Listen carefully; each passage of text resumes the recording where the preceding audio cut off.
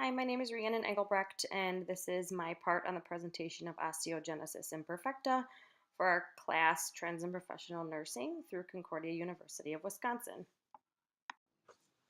What is osteogenesis imperfecta?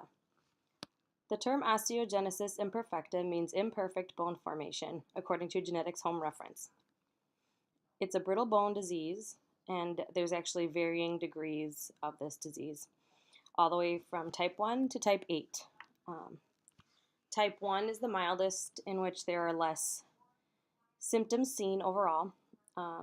Type 2 is the most severe and is generally lethal, if not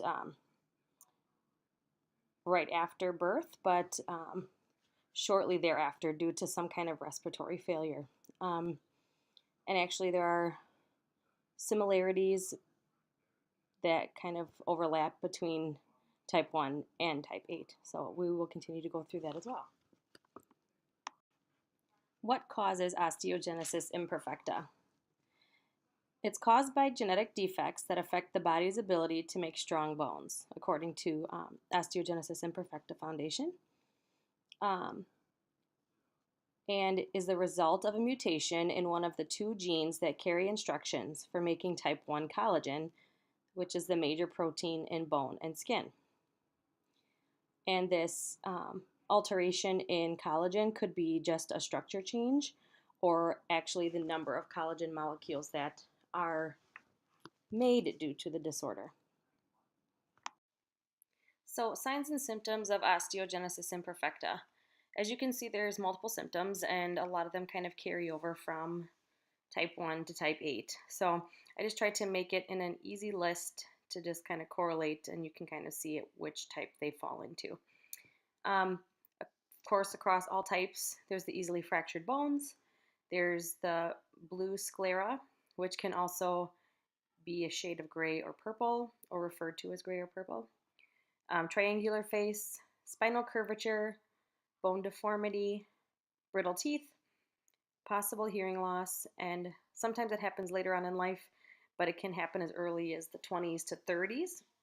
Shorter stature, and then barrel-shaped rib cage. I wanted to include type 2 more specifically by itself, just because it is the most severe and has a tendency to be lethal at a very young age. There's also severe deformity, and many times there's fractures occurred in utero or during birth, immediately after as well. There's also a small stature associated with underdeveloped lungs as well, and this type also does present with tinted sclera as well. And I also wanted to kind of just associate this one separately, because when I explain the recessive types, which is type 7 and 8, they have similar signs and symptoms as type 2. Recessive type signs and symptoms. Both types 7 and 8 are similar to the symptoms of type 2, but are due to recessive inheritance, whereas type 2 is of dominant inheritance, and occasionally a sporadic mutation where neither parent is found to be a carrier. So as you can see, I've listed the differentiated symptoms from type 2 under each type here. Type 7, you'll find the white sclera versus the tinted, small head, round face, short humerus and femur, and it is due to a recessive inheritance of a mutation to the cartilage-associated protein gene. Partial function of that gene would actually express moderate symptoms versus complete absence of the gene was found to be lethal in all 4 identified cases. For type 8, white sclera again versus the tinted, severe growth deficiency, extreme skeletal undermineralization, and it's caused by a deficiency of P3H1 due to a mutation to the LEPRE1 gene. So these are some questions that may be elicited from family members to determine if there's a potential history of the osteogenesis imperfecta. So just asking what tests are available. Actually, sometimes diagnosis can be possible just based on clinical features. And there's also a type 1 collagen study. But just be aware that a negative type 1 collagen study does not mean that they don't have osteogenesis imperfecta, in which case there are other DNA tests to check for the recessive forms. So can I, as a parent, be a carrier without having the disorder? Actually, yes. The recessive inheritance is where both parents carry a single altered copy of the gene, but actually have no expressed disorder.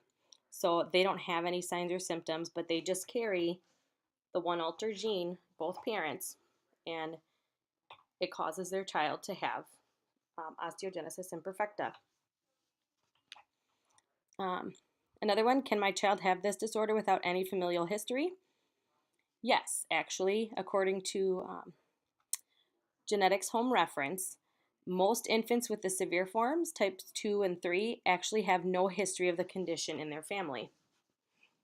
So there's some questions, and we'll continue on with a couple on the next page. Continuing on with the questions, I have osteogenesis imperfecta. How likely is it that our child will be affected? In the cases of autosomal dominant inheritance, it only takes one copy of the altered gene to be sufficient in order to cause the condition. And actually, many with type 1 or type 4 inherit it from a parent with the disorder. Is there a cure for osteogenesis imperfecta? Unfortunately, there is no known cure at this time. So, being that there is no curative treatment for osteogenesis imperfecta, what other treatments are available? Generally, treatment is sought to be supportive, and prevention of fractures and controlling the symptoms are typically what goes on. So, there's actually a surgical procedure called rodding, where metal rods are inserted through the length of the long bones to just help strengthen the bones and prevent deformities. There's medications available in the form of growth hormone, IV and PO or by mouth bisphosphonates, teriparatide injections for adults only, and gene therapies. It's actually unclear how effective the medications and therapies would be with those with the recessive inheritance types of osteogenesis imperfecta. So being that the treatments are not curative, what is the prognosis for my child? It's actually dependent upon the severity of osteogenesis imperfecta. As I explained earlier, in the varying types, 1 through 8, symptoms can be minimal and much more higher functioning, whereas type 2 is obviously the most lethal and not a long life. But typically the causes that may shorten someone's life with osteogenesis imperfecta is respiratory failure and accidental trauma.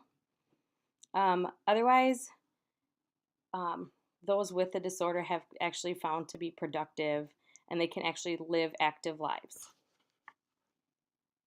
My name is Kate Jaden, and I did the second half of this presentation. So I'm going to start out with explaining how the nurse can contribute to the provision of genetic services. First, I want to make a point about how important a multidisciplinary team is in treating and managing complex chronic diseases such as osteogenesis imperfecta. In these cases, the physician's often the first point of contact for referrals of patients with OI, and the initial role of the physician is to correctly identify OI and exclude other metabolic bone diseases, such as idiopathic juvenile osteoporosis, hypophosphatasia, and other rare conditions. Assessment in the clinic should ideally be multidisciplinary with the nurse, the physical therapist, and the occupational therapist, which really allows each team member to make an appropriate contribution to the assessment of the person coming in with OI. The main role of the nurse is to coordinate patient care, ensuring that the services provided meet the unique needs of an individual and his or her family. And this is very, very important in cases of OI because each case is very different, and each patient will need a unique care plan fitted to their needs. The nurse provides a crucial element of support, facilitating the admission process and being the liaison between the patients, families, and other members of the care team. And the number one most important role of the nurse is to educate the patients and their families on this disease. The referrals to be made for those with OI or at risk for OI include orthopedic services, and the orthopedic physician manages all of the skeletal issues. Occupational and physical therapy provide rehab to enhance function and ensure that each patient is hitting their developmental milestones. A nutritionist provides nutrition counseling, and it's really important for these patients to have a balanced diet of adequate water, calcium, fiber, and vitamin D. A geneticist or genetic counselor, which provides the family with genetic testing options. Mental health professional to help with the emotional and physical challenges that one may face when they have OI. And it's really important for the primary care provider to make note of any depression, anxiety, low self-esteem, and refer these patients to mental health professionals. It's important for the primary care provider to keep up to date with immunizations. The dentist can help with the brittle teeth, which is one of the symptoms of OI. An optometrist to help with any vision changes, and then a social worker to provide the family with resources and support groups. Some of the legal and ethical aspects of OI include the inability to predict the severity of the disease prenatally. Because there are so many variations of the disease and each case is unique, it is our job as the nurse to support the mother's preferences and decisions regarding her pregnancy and delivery. Another ethical point is in regards to balancing autonomy and beneficence concerning questionable medical procedures by advocating for the patient's best interest, but also respecting their decisions regarding their care. And emphasizing the importance to patients to make choices that fit their values once they are fully informed by each discipline involved of their options. Some of the specific roles and actions of the nurse caring for a patient with or at risk for OI include utilizing the comfort theory. And the comfort theory is defined as the state of absence of pain, anxiety, distress, and uneasiness. And this was presented by Catherine Kolkaba in 1994.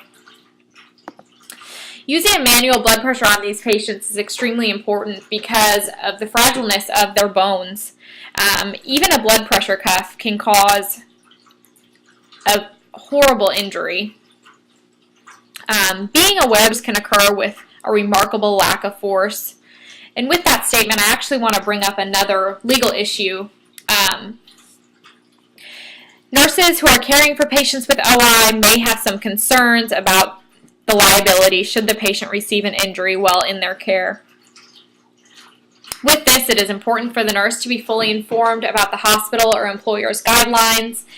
And it's also super important to build a positive relationship with the patient and the patient's family by making an effort to understand the special needs of this patient and being attentive to the information provided by the patient and their family. Never twist, jerk, or bend a limb. The head, trunk, and buttocks should be evenly supported when lifting a baby. When handling a patient with OI, regardless of their age, move in a slow, methodical, and gentle manner. Do not attempt to straighten a bowed limb or try to force a contracted joint to straighten. This again can cause a fracture. Signage indicating the diagnosis of OI and fragile bones should be placed on the child's bed, wheelchair, and hospital chart. Avoid bouncing or sudden movements when handling the patient. And all of those actions that I talked about can be very harmful to the patient. these patients have bones that are extremely, extremely brittle, and even the simplest movement can cause a fracture.